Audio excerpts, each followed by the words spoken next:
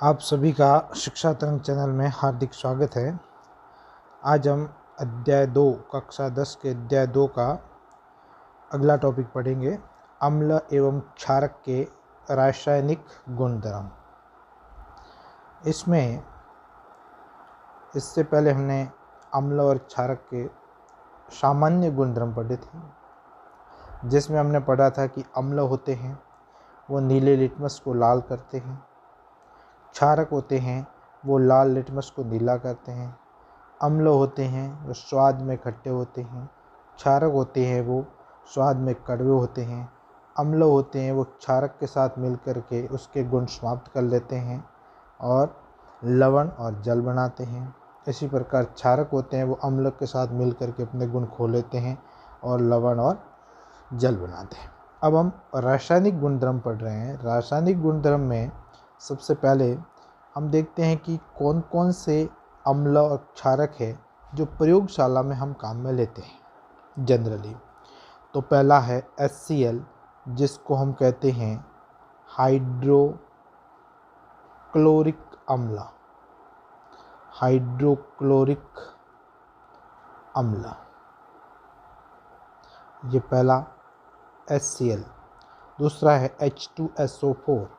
H2SO4, इसको अम्लों का राजा भी कहते हैं। ये प्रयोगशाला में काम में आने वाला, सबसे ज़्यादा काम में आने वाला अम्ल है। इसे अम्लों का राजा भी कहते हैं। इसका नाम है सल्फ्यूरिक अम्ल। सल्फ्यूरिक अम्ल, ठीक है, सल्फ्यूरिक अम्ल H2SO4। उसके बाद एक अम्ल है HNO3। HNO3, जिसको कहते हैं नाइट्रिक अम्ल। उसके बाद है CH3COOH, एसिटिक अम्ल है CH3COOH, इसको कहते हैं एसिटिक अम्ल। ये एक दुर्बल अम्ल होता है जिसका उपयोग प्रयोगशाला में किया जाता है, ठीक है। उसके बाद हम देखते हैं कि प्रयोगशाला में काम आने वाले क्षारक कौन कौन से हैं। तो पहला क्षारक है जिसका नाम है NaOH, इसको कहते हैं सोडियम हाइड्रोक्साइड। सोडियम हाइड्रोक्साइड, इसी को कास्टिक सोडा भी कहा जाता है। ये प्रयोगशाला में काम आने वाला एक साधारण क्षारक है, तो NaOH। उसके बाद है KOH, इसको कहते हैं potassium hydroxide. Potassium hydroxide KOH। उसके बाद है कैल्शियम हाइड्रोक्साइड CaOH का होल 2, इसी का नाम है बुझा हुआ चूना, कैल्शियम हाइड्रोक्साइड। कैल्शियम हाइड्रोक्साइड, इसी को बुझा हुआ चूना भी कहते हैं, कैल्शियम हाइड्रोक्साइड, ये क्षारक है। उसके बाद है मैग्नीशियम हाइड्रोक्साइड MgOH का होल 2, इसको कहते हैं मैग्नीशियम का दूध, मिल्क ऑफ मैग्नीशियम। ये एंटासिड के रूप में, जितनी भी एंटासिड दवाइयाँ होती है उसके अंदर इसका उपयोग किया जाता है। मिल्क ऑफ मैग्नीशियम या मैग्नीशियम हाइड्रोक्साइड, इसको कहते हैं मैग्नीशियम हाइड्रोक्साइड, ये कहा जाता है MgOH का होल 2। उसके बाद है अमोनियम हाइड्रोक्साइड NH4OH, इसको कहते हैं अमोनियम हाइड्रोक्साइड।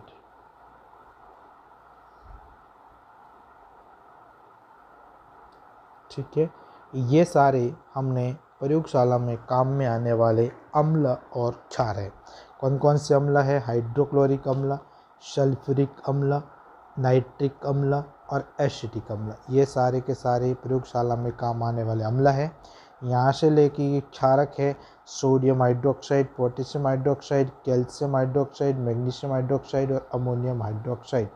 ये प्रयोगशाला में काम आने वाले क्षारक होते हैं। अब हमें अम्ल और क्षारक की पहचान करने के लिए हमें दो प्रकार के लिटमस पत्र होते हैं। एक होता है नीला लिटमस पत्र और एक होता है लाल लिटमस पत्र। नीला लिटमस पत्र को जो लाल करते हैं, नीले लिटमस पत्र का रंग यदि लाल हो जाता है तो वो पदार्थ अम्ल है, क्योंकि हमने सूत्र में देखा था कि अनीला अम्ल है वो नीले लिटमस को लाल करते हैं। तो ये अम्ल वे पदार्थ है जो नीले लिटमस को लाल करते हैं, और लाल लिटमस को जो नीला करते हैं वो पदार्थ क्षारीय गुण प्रदर्शित करते हैं। तो इसके आधार पर हम इनको सेपरेट कर सकते हैं। कुछ पदार्थ ऐसे भी होते हैं जिनकी गंध अम्लीय या क्षारीय माध्यम में बदल जाती है। उसकी गंध से हमें पता लगता है कि ये अम्ल है या क्षार है। तो ऐसे पदार्थ जिनकी गंध अम्लीय या क्षारीय माध्यम में बदल जाती है, इन्हें गंधीय सूचक कहते हैं। कैसे सूचक है ये? गंधीय सूचक। तो ये गंधीय सूचक कहलाते हैं जिनकी गंध अम्ल या क्षारक के संपर्क में आने पर बदल जाती है। अब गंधीय सूचक कौन कौन से हैं? प्याज है, लौंग का तेल है और वेनिला। ये तीनों के तीनों गंधीय सूचक के एग्जाम्पल है, उदाहरण है। अब हम देखते हैं कि अम्ल एवं क्षारक धातु के साथ अभिक्रिया करते हैं तो कैसे करते हैं और क्या प्रोडक्ट देते हैं। तो अम्ल और क्षारक की धातु के साथ क्रिया। अब इसके लिए हम एक क्रियाकलाप देखते हैं। क्रियाकलाप में हमने ये एक चित्र देखा है। क्या क्रियाकलाप करते हैं देखिए। सबसे पहले हम एक ये परख नली लिए हमने। उस परख नली में हमने 5 ml तनु H2SO4, जिसको हम कहते हैं सल्फ्यूरिक अम्ल, ये कहते हैं सल्फ्यूरिक अम्ल H2SO4 डाल देते हैं। इस परख नली के अंदर हमने 5 ml ये परख नली ली और इस परख नली में 5 ml क्या डाल दिया? तनु H2SO4, मतलब हमने अम्ल डाल दिया। ये अम्ल किसमें डाला? परख नली के अंदर। अब इसमें ऊपर से हम डाल रहे हैं दानेदार जिंक के टुकड़े। जिंक कहते हैं Zn, जिंक। इस जिंक के टुकड़े हमने इसमें डाले। परख नली के अंदर हमने जिंक के टुकड़े डाले, ऊपर की टुकड़ों के साथ। अब छोटे छोटे जिंक के, दानेदार जिंक के टुकड़े डाले। क्या किया? 5 ml H2SO4 सल्फ्यूरिक अम्ल लिया, उसमें जिंक के छोटे छोटे टुकड़े डाल दिए।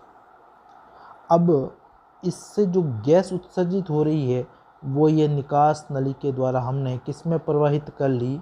ये हाइड्रोजन, ये जो साबुन का पानी है, ये साबुन का पानी है, उसके अंदर हमने इसके अंदर प्रवाहित कर ली। ये प्रवाह नली है, इससे हमने इसको साबुन का जो विलयन था उसके अंदर इस गैस को हमने प्रवाहित कर दिया। अब हमने देखा जब ये साबुन के विलयन में प्रवाहित की तो साबुन विलयन के अंदर बुलबुले उत्पन्न होते हैं, क्योंकि इसमें से गैस बन रही है उसके कारण बुलबुले उत्पन्न होते हैं।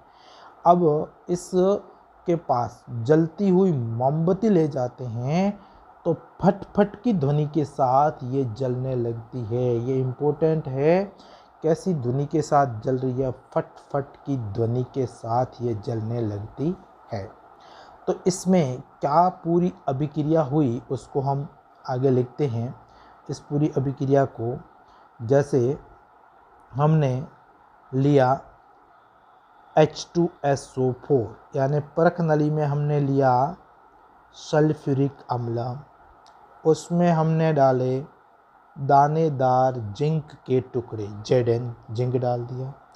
तो इससे किसका निर्माण हुआ, ये Zn किसको हटाएगा, H2 को हटाएगा और क्या बन गया, ZnSO4 प्लस H2। ये जो हाइड्रोजन गैस है, ये हाइड्रोजन गैस ही निकल रही है जो पट पट की आवाज़ के साथ जलती है। प्रश्न इस प्रकार से पूछा जा सकता है कि एक पदार्थ X है, जिसके एक पदार्थ X है जो अम्ल में डालने पर उससे जो गैस निकलती है वो फट फट की आवाज़ से जलती है, वो गैस कौन सी है, या Y गैस कौन सी है और X पदार्थ क्या है।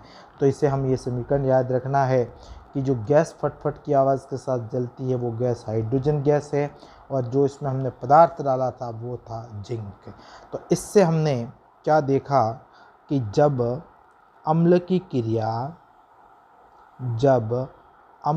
क्रिया किसके साथ की जाती है, धातु के साथ की जाती है, क्योंकि जिंक क्या है, एक धातु है। तो अम्ल की क्रिया जब धातु के साथ की जाती है तो क्या बनता है, लवण का निर्माण होता है, क्योंकि यहाँ पर जो पदार्थ बना था वो ZnSO4 जिंक सल्फेट बना था, ये एक लवण है, लवण का निर्माण होता है, साथ में H2 यानी हाइड्रोजन गैस का निष्कासन होता है।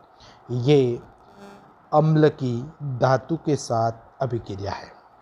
ठीक इसी प्रकार जब हम क्षार की धातु के साथ क्रिया करते हैं, ये क्षार है और इसकी धातु के साथ क्रिया करते हैं, तो अम्ल के साथ तो प्रत्येक अम्ल धातु के साथ इस प्रकार की क्रिया करता है, पर सभी क्षार होते हैं वो प्रत्येक धातु के साथ क्रिया नहीं करता है। जैसे कि हम देखते हैं कि NaOH ये सोडियम हाइड्रोक्साइड एक क्षार है, इसकी क्रिया जब जिंक से करवाई जाती है तो क्या बन जाता है, सोडियम जिंकेट बन जाता है, Na2ZnO2 प्लस H2 गैस निकलती है। तो ये क्षार के साथ भी इस धातु जिंक की क्रिया करवाने पर सोडियम जिंकेट बनता है, Na2ZnO2 प्लस हाइड्रोजन गैस निकलती है। परंतु यह जो क्षार होते हैं वो सभी धातुओं के साथ अभिक्रिया नहीं करते हैं, जिंक के साथ ये अभिक्रिया होती है, क्योंकि क्षारों में जो क्रियाशीलता होती है वो अधिक होती है। तो हमें याद रखना है कि सभी धातुएं क्षारों के साथ अभिक्रिया करके लवण और हाइड्रोजन गैस नहीं देते